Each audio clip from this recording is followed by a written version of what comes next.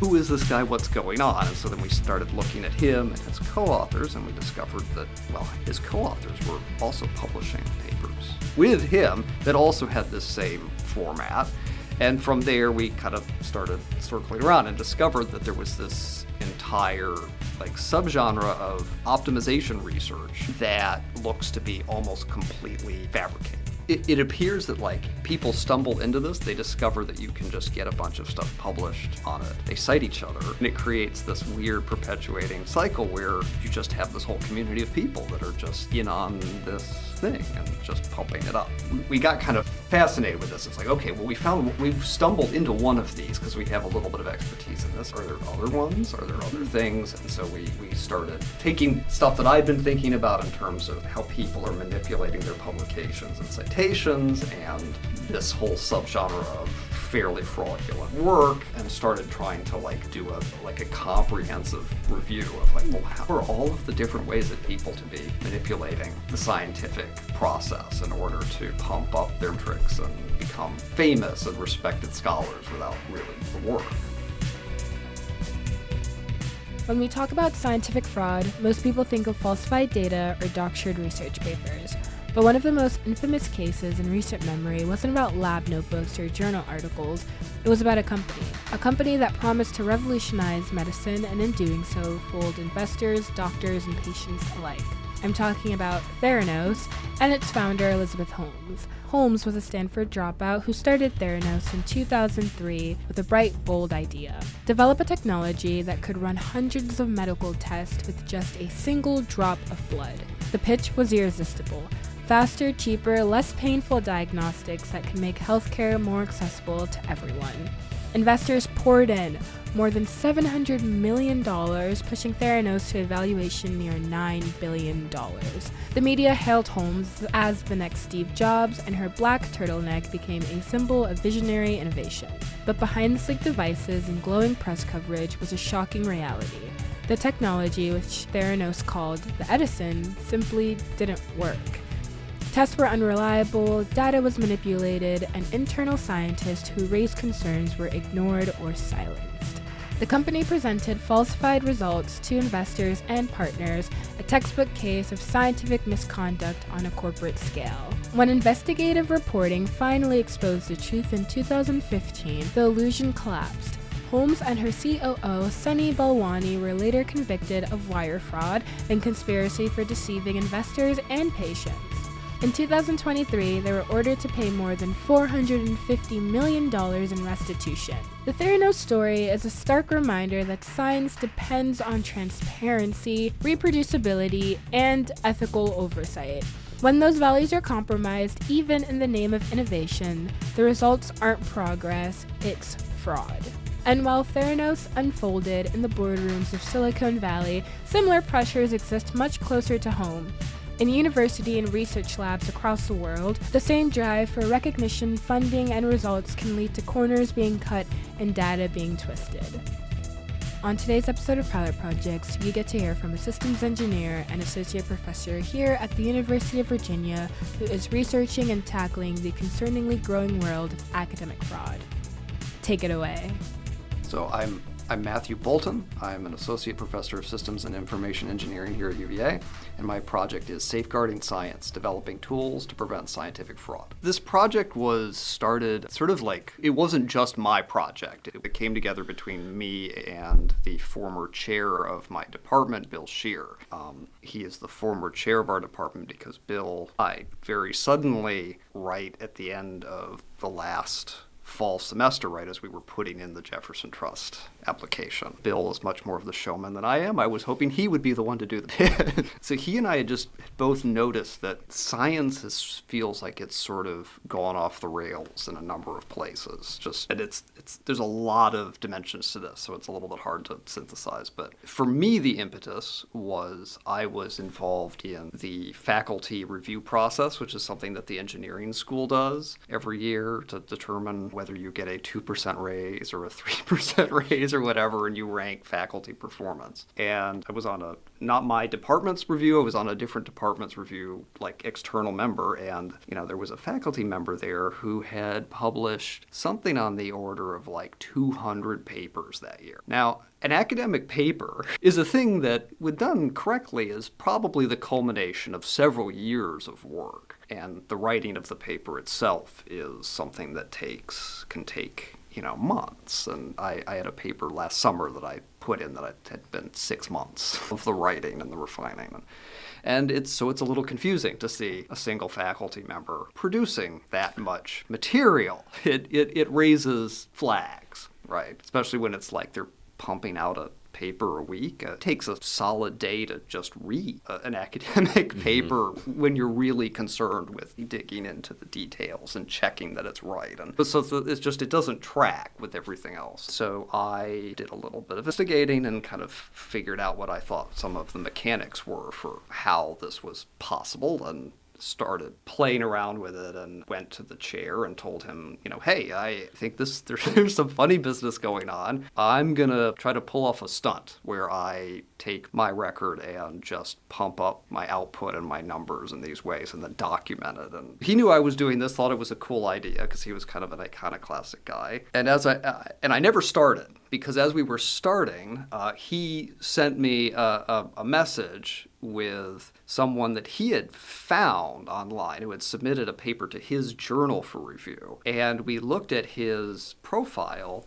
and it was baffling. So this was an external person who seemingly was publishing on the order of 400 or 500 things a year, all mostly on one specific topic area. And if you looked at the papers, they all looked very, very, very similar. We ran interviews with people in the library, and people in data science, people in the Center for Open Science, trying to get their different perspectives on this. And so we went to the Jefferson Trust specifically because we feel like we have some comprehensive understanding of this space. And we know that there's a bunch of different people at UVA that have competencies in this. And we want to try to build this into a major research initiative so that we can use the expertise of people from across grounds to actually go out and get center level funding to build this up as this. We want to make UVA the epicenter for the science of doing science. Yeah. So you mentioned there's a bunch of different perspectives that are looking at how to find these ideas. What are some of the ways that people are finding them? Yeah, so the Center for Open Science has been doing a lot of work on just how to encourage scientists to be more open about the methods that they're using, to put in protections that prevent people from using statistics in creative ways in order to make their works appear more impactful than it might have actually been, and have transparency in the reporting process. So they're doing that. People in data science have been looking at, for different things, they've been looking more at kind of disinformation types of things, but this is in some ways a flavor of how you can use network metrics, how people are connected to each other, who's citing who, and the rates that those citations go up and that sort of thing, to look at the spread of disinformation. So there's definitely applications. And then when we were talking with the library, there's stuff about what are called citation cartels. So it's agreements between groups of researchers or even between journals, actual published journals that, about how to kind of pump each other up by citing each other and raising your metrics that make your journal look more impactful than it might be otherwise. So you can talk about the specific example that you already mentioned, or just in a broad sense. You find somebody who's doing this. What's your next step? How do you call them out or say that you're doing something? So this is tricky. We've had a graduate student do is take one of these suspicious papers that we found that's, it's the most cited paper in its journal, and replicate it from the ground up, and it didn't replicate, right? It completely, it was interesting because it wasn't just completely out of whole cloth. It was rooted in something kind of real that they ran, but the results we got did not match theirs, and we ran more applications to make sure that it wasn't just a one-off thing. And we'd like to publish this, but we're not trying to defame or slander anyone, right? And this is partly why I don't really have any desire to go after individuals on this front. We are systems engineers, and systems engineering is very much focused on kind of trying to take a broad perspective and find the systemic causes of issues and solve things from that perspective, and not necessarily blame like individual people. So our hope here is not to call out individuals specifically, but to provide tools that universities and journals and things can use to make the process better. And we're even trying to investigate sort of sociological things that could be done, like how can you disrupt demand in fundamental ways? And we don't know for sure, but starting at university levels and the incentives that they give faculty is one place, but even higher than that are things like U.S. News and World Report, and the way that they factor in publication rates and citation levels and that sort of thing is sort of driving this ship and manufacturing of metrics. So what are like some of the negative consequences that could come up if you neglected to do this type of work? If we didn't do this type of work, just ignored this problem. I think we're in a time right now where people don't trust science as much as they used to, and some of it I think is actually justified. I think people are, there's a sort of careerism in science that has taken hold of people so hard that people are doing things that aren't entirely ethical. And I should premise here too, we all do these things, right? It's a spectrum, and there's the stuff that you're sort of professionally allowed to do that's kind of putting your thumb on scales, and the stuff that kind of transcends that. It's when I write my own papers, I heavily cite my own work harder than I probably cite some of my competitors' work. I cite what I think is most critical of theirs, and I judiciously cite my own stuff. That's a pretty common practice. It's not the most, way to do it, but it's generally considered to be expected. It's like an accepted thing. And because people use the indices of your citations to evaluate the impact of your work, you do it.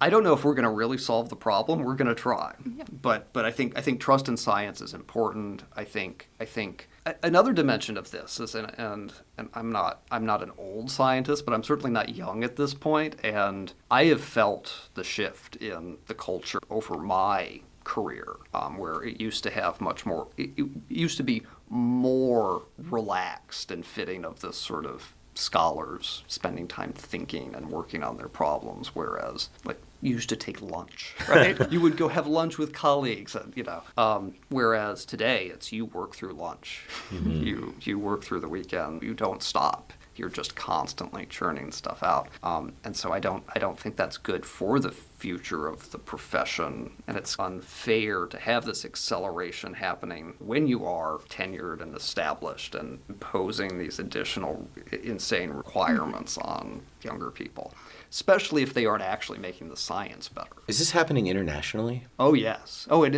I don't think the United States is the main culprit. Okay. There's definitely, at least within the optimization algorithms that we were looking at, it's not predominantly the United States. It's people in other parts of the world that I think are trying to do this to gain notoriety. It's it's a multifaceted problem. Some of this stuff is being enabled by things that open science is trying very hard to perpetuate, like having open journals, but that means you get all these predatory journals that want to, that have pay-to-play relationships, or you can have people who establish relationships with those journals and make it easier for you to, let's say you could do a project in your class of 40 students. You could have every one of them write a paper, have them publish in some journal that your university has a relationship with. They all cite you. Now your stuff is elevated, right? And some of the sort of open access publishing is sort of enabling these sorts of things, and this sort of pay to play and kind of wild west of that space. Yeah, it's hard for me not to think about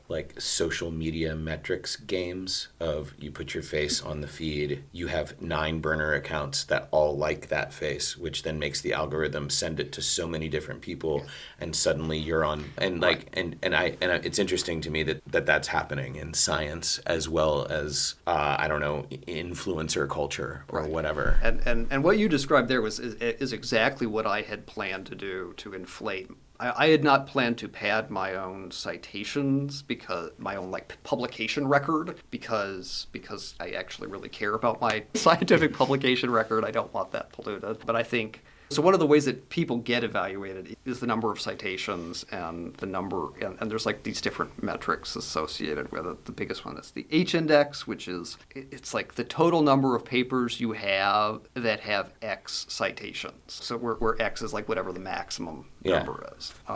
And then there's also like the IO10 index, which is like a Google one, which is like how many publications you have that have gotten at least 10 citations. So what I had planned to do, and I might still do this for fun, but I as of right now, I don't. It's not in my cards. Was create burner accounts using email aliases from the institutions I'm affiliated with on things like academia.edu and ResearchGate, and just upload a bunch of stuff that just cited my work over and over and over and over. Can you explain to think of a listener that's not super entrenched in the academia process, how having more citations actually helps, or why it's incentivized? Oh, yeah. So one of the things that scientists don't really know how to do well is evaluate the quality of science. This is especially true at any institutional level because everyone's work is so specialized and niche. So there might only be a dozen or so people in the world that are really qualified to assess how good your work is. And so one of the major proxies that people use for assessing the quality of people's science is how many other published scientific things cite your work. I'm a student here at UVA. Do you have any just advice for how, if I'm doing research on my own things, whether or not I know it's a source that because I normally will just see a journal and be like, oh, it's from an academic journal, it must be good, must be useful. I don't want to talk too much trash about open access journals, but their standards tend to be lower. So there's kind of established journals that are affiliated with mainstream publishers, Springer and Wiley and Nature and Science and those groups. They tend to have very slow review processes, very thorough. You go through multiple rounds until a set of reviewers thinks it's good enough, and then it finally gets put out. Some of the open access journals operate that exact same way, but then some of them, they are incentivized to put stuff out because you pay them to publish the work. And so frequently their review cycles are much shorter and don't necessarily require full-on this larger consensus process.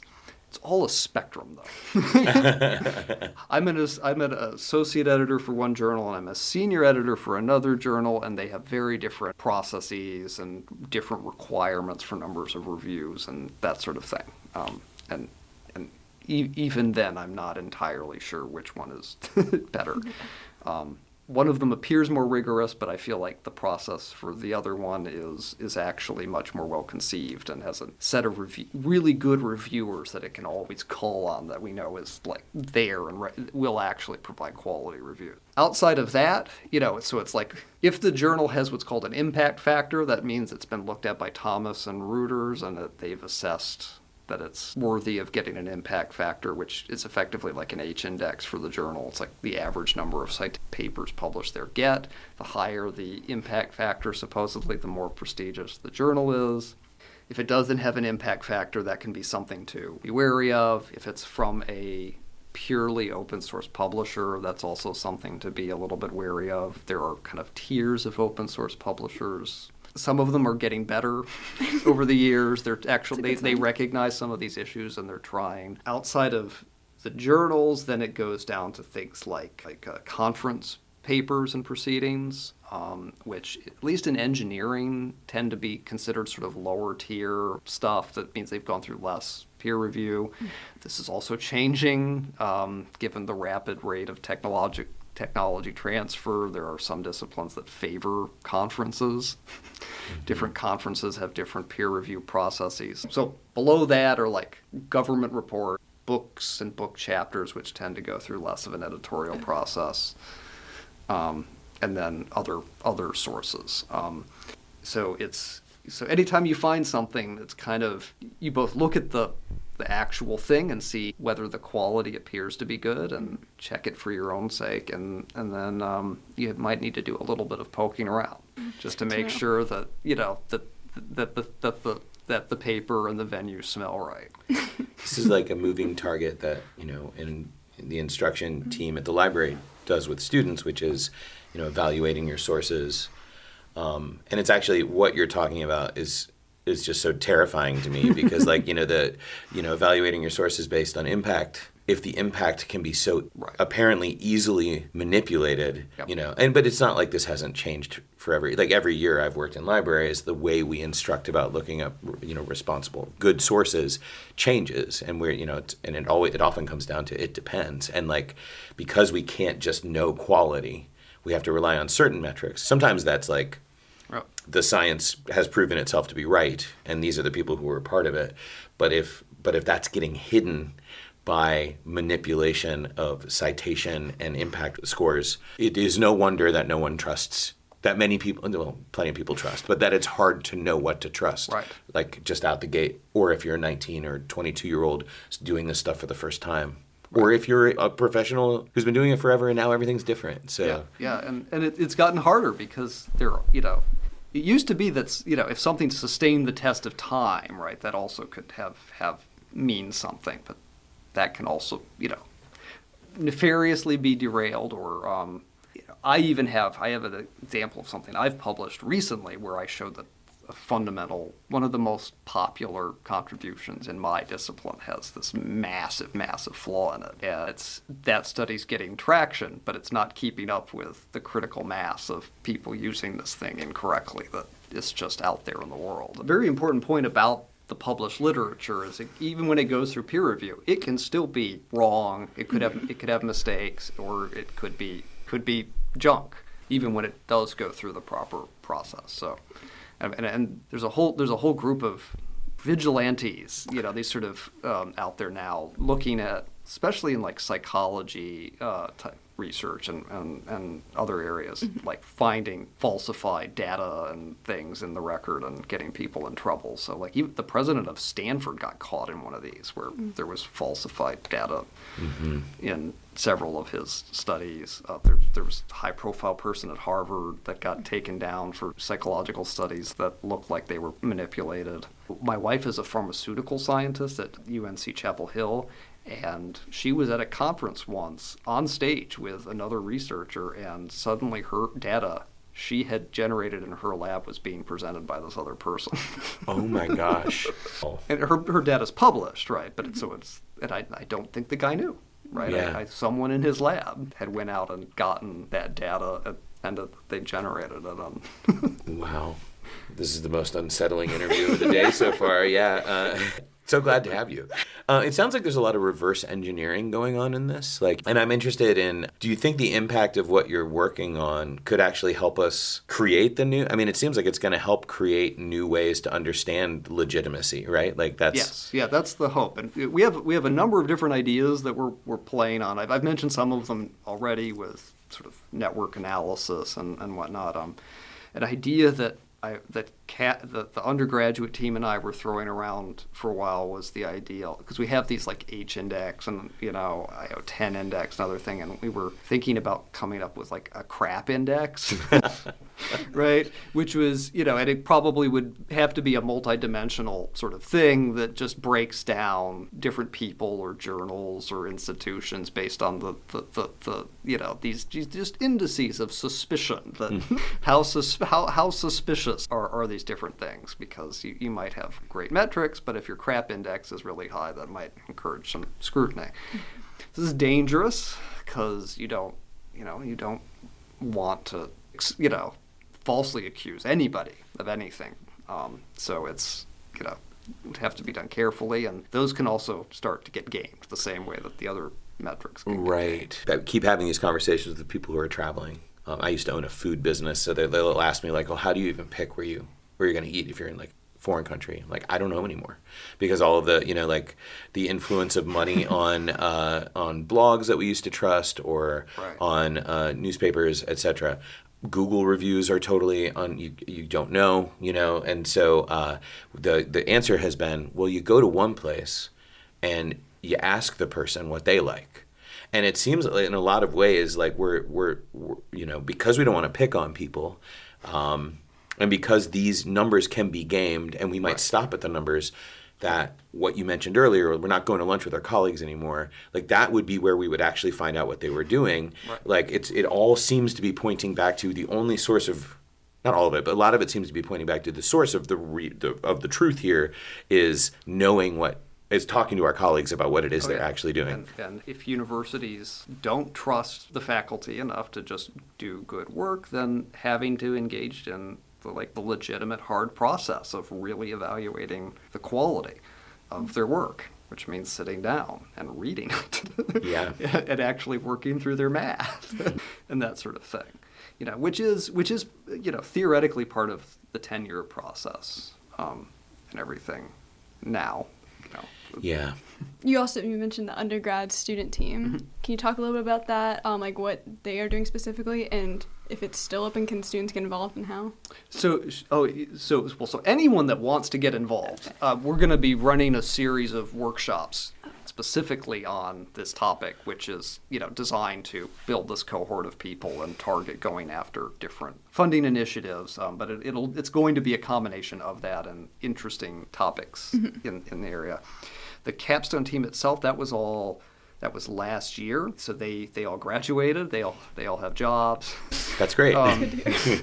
In systems engineering, so in the engineering school, we have these senior capstone projects that are these kind of culminary things. So that was the one that Bill and I were running last year. That one was like defining the taxonomy. So I am going to have another one on this topic next year.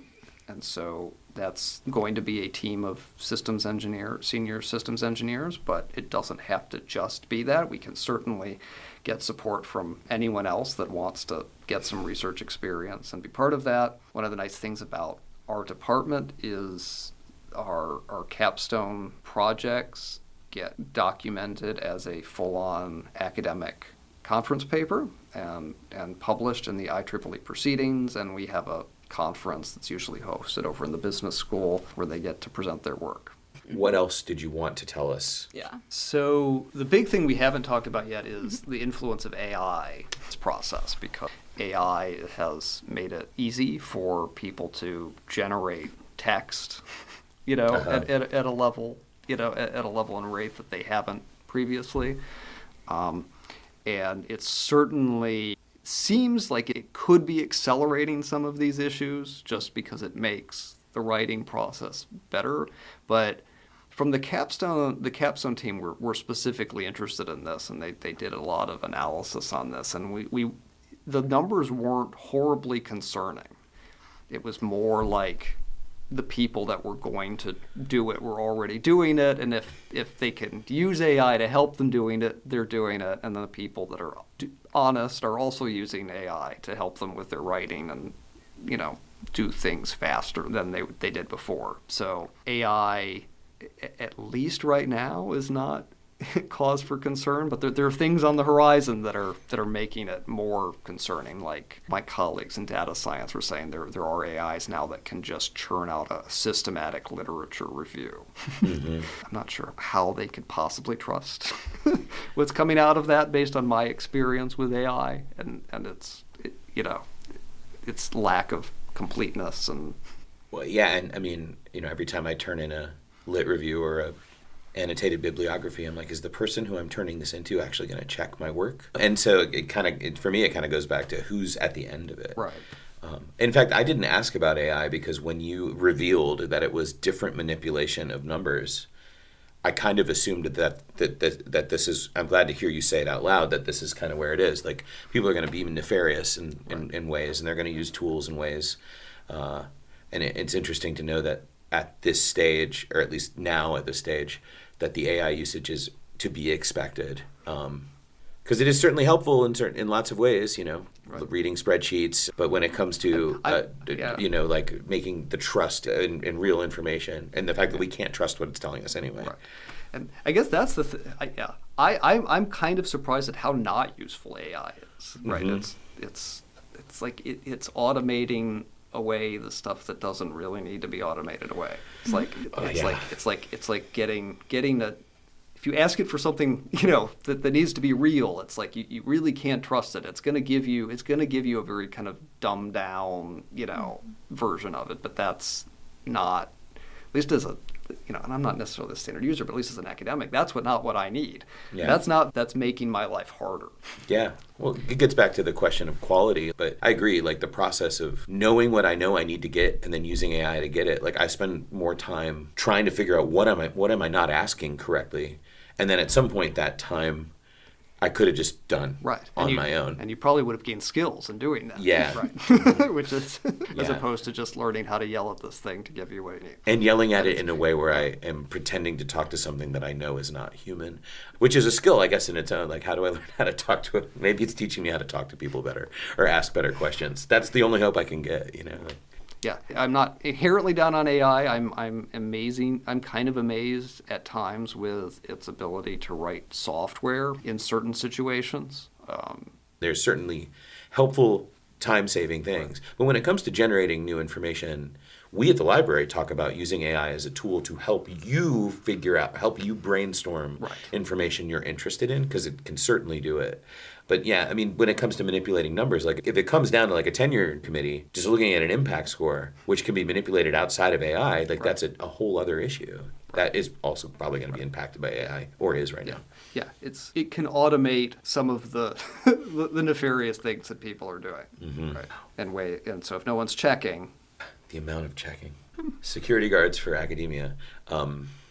This is super interesting. And it continues now, with a new group of undergrads. And the Jefferson Trust money is, the project's effectively starting right now, on their funding. Everything's kind of been lead up to that. And I have a graduate student. I have my another collaborator in my department, Robert Riggs, who's our sort of expert on optimization, since this was the place where we first kind of started really digging into these issues, and another capstone team. That's great. And how long does it go? It runs for a year. You get it for a year? Yeah. Do you think it seems like you're going to be able to prove that this is useful stuff that will need to continue? Yeah, I have broad hopes that this is going to turn into a much bigger thing. Yeah. Yeah. So with the Jefferson funding, one of the things we're doing are running these workshops around the university to try to get people together to go for some big initiatives and try to build this as a major research focus. Yeah, I really appreciate this. This is a project that both Bill and I were very passionate about, and I guess that would be the final thing is, in some ways that we're trying to keep on Bill's legacy given, his unexpected passing, and this was the last project he intellectually contributed to. So there's a personal element to a lot of us working on this as well.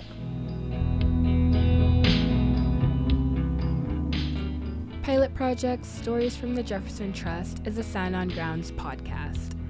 Sound on Grounds and all projects featured are sponsored by the Jefferson Trust grants.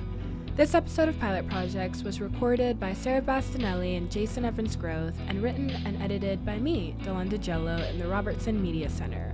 You can learn more about Pilot Projects on virginiaaudio.com/soundongrounds. The show cover was designed by UVA alum Karina Velacci. All music was composed here in the RMC Audio Studio by Jason Evans Groth. Thank you again to Matthew and Bill. If you're interested in researching academic fraud, you can contact Dr. Matthew Bolton at mlbfb@virginia.edu.